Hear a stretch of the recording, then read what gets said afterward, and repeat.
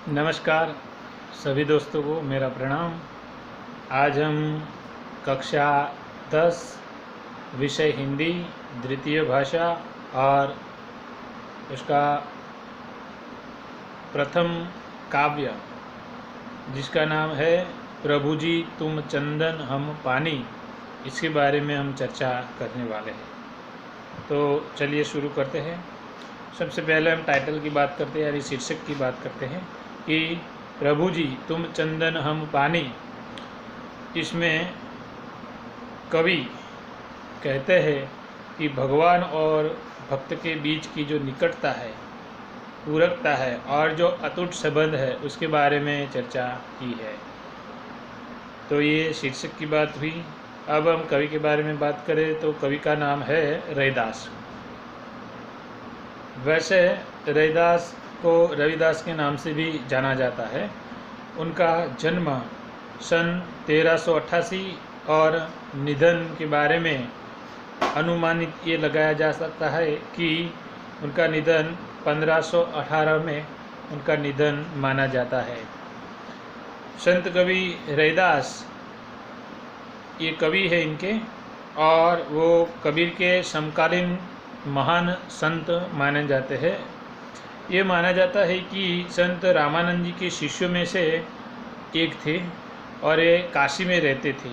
पढ़े लिखे नहीं थे, लेकिन उनके पास अनुभव बहुत ही विस्तृत प्रमाण में थे और उनके कारण ही उन्होंने ये जो प्रार्थना लिखी है वो बहुत ही अच्छी लिखी हुई है और उसमें उच्च प्रकार की साधना के भी दर्शन हमें होते हैं।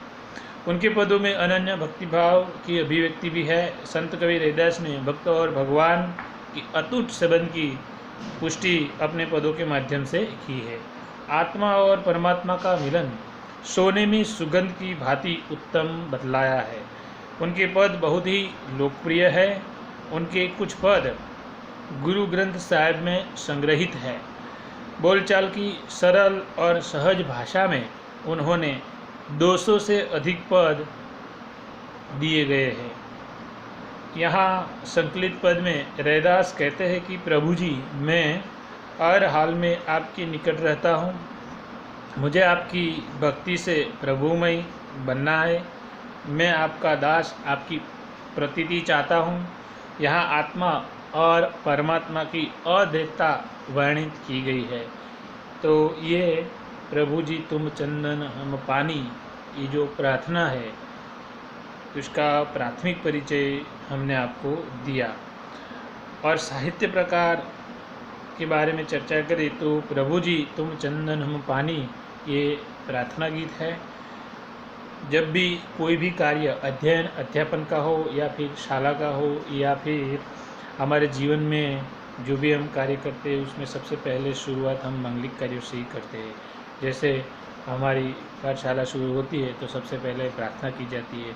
जब भी कोई अच्छा कार्य करते हैं तो सबसे पहले भगवान की पूजा अर्चना की जाए। ठीक उसी तरह से अध्यापन और अध्ययन का ये जो कार्य है उसमें से कक्षा 10 की हिंदी द्वितीय भाषा इस जो शुरुआत करते हैं ये पाठ्य पुस्तक की, तो उसमें भी सबसे पहले हमें प्रार्थना ही दी गई है।